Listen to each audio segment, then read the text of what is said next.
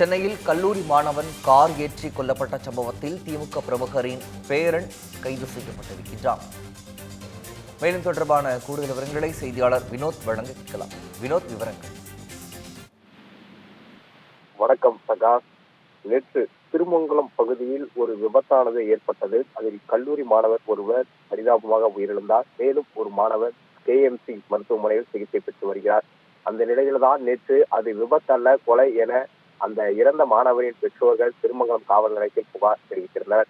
அதில் முக்கிய குற்றவாளியாக அந்த காரி ஏற்று கொலை செய்த முக்கிய குற்றவாளியாக திமுக கவுன்சிலர் தனசேகரின் பேரன், அதாவது திமுக தலைமை செயற்குழு உறுப்பினராக இருக்கக்கூடிய KK நகர் தனசேகரின் பேரன் முக்கிய குற்றவாளி என அப்பெற்றோர்கள் குற்றம் சாட்டி புகார் தெரிவித்திருந்தனர்.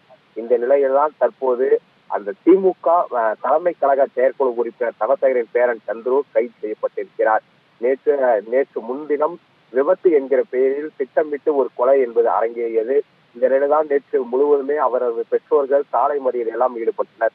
தற்போது இந்த கொலை வழக்கில் சம்பந்தப்பட்ட திமுக தலைமை கழக செயற்குழு உறுப்பினர் தனசேகரின் பேரன் சந்துரு மற்றும் உட்பட 5 பேர் மீது கொலை வழக்கு என்பது பதிவு செய்யப்பட்டிருக்கிறது. இந்த நிலையில்தான் தற்போது தொடர்ந்து விசாரணை நடைபெற்று வருகிறது. அவர்களிடம் கல்லூரியில் ஏற்பட்ட பிரச்சனை காரணமாக விபத்து என்கிற முறையில் கொலை அரங்கேறிப்பதும் விசாரணையில் அம்பலமாகி இருக்கிறது.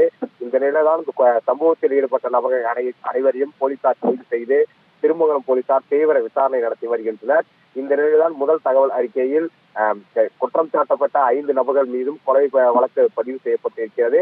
அதே சமயம் திமுக தலைமை கழக செயற்குழு உறுப்பினர் தனசேகரன் பேரனும் கைது செய்யப்பட்டிருக்கிறார். முழுக்க இவர் அந்த ஆளும் கட்சி ஆதரவால்தான் தற்போது இந்த கொலை அரங்கேறி இருப்பதாக அந்த இறந்த மாணவரின் பெற்றோர்கள் குற்றம் சாட்டியிருந்தனர். இந்த நிலையில் தற்போது சந்துருவை தேடி வந்த நிலையில் அவர் தற்போது கைது செய்யப்பட்டிருக்கிறார்.